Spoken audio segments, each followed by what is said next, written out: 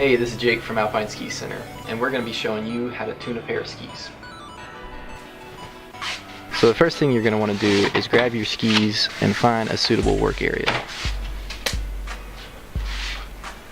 We put rubber bands on the brakes to keep the brakes from getting in the way while we're tuning the skis. The metal edges that are on skis and snowboards are really what controls the direction of which way you're going, so it's really important that we get the edges smooth and without any burrs or scratches in them. We grind the base of the ski. This gets all the scratches and marks out of the base of the actual base material of the ski, as well as clearing up the base edge and getting it smooth. Now that we've grinded the bottom of the ski, getting all the scratches out, it's time to move to the side edges.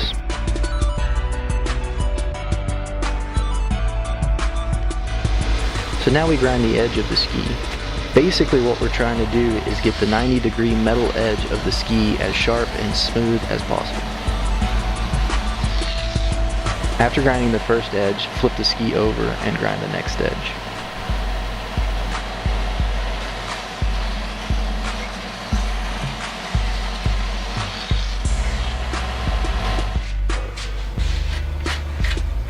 After grinding the base of the ski, sometimes the plastic tip on the rear of the ski gets a little bit grinding too, which doesn't hurt anything, but I just like to clean them up and get the burrs off. So after grinding the skis on both of the grinding machines, the edges are going to be too sharp, so we're going to have to kind of dull that 90-degree edge slightly. So what I'm doing here is using a sandstone by just slightly detuning those edges. I'm basically just putting the sandstone right up against the edge to kind of dull that really sharp, jagged point down, just by sliding the sandstone back and forth and getting rid of that burr. So after we've tuned the ski, time to put base cleaner on the base of the ski. And the idea here is to try to get all the dirt and impurities out of the base of the ski to help the ski's base to absorb more wax for the waxing process. After the base cleaner completely dries, it's time to wax the ski. You're going to grab a wax iron specifically made for waxing skis and snowboards and turn it on a medium setting. You're going to rub wax across the iron to let melted wax drip across the ski. And I like just one small line across the whole ski, just so that I'm not putting too much wax, because remember, the more wax you put on, that's more wax you're going to have to remove later on when it cools.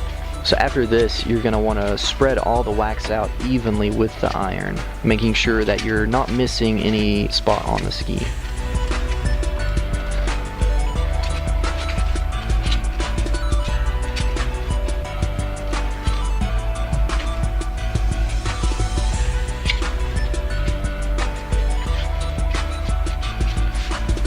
And you're going to repeat the process on the next ski.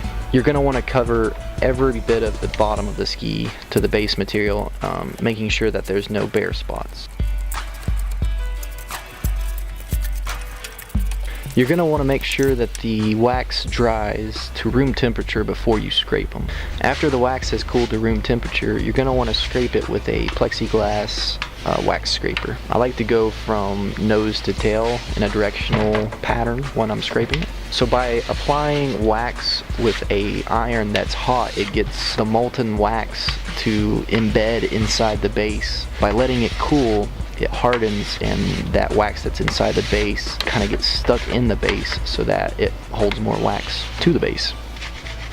So when you're scraping, you're going to want to make sure that you scrape all of the wax off so that you don't leave any extra wax to slow you down. After scraping all of the wax off, you're going to want to grab a buffing cloth to buff the wax smooth. After a good tune-up, your skis should be ready for the slopes. And that's how it's done.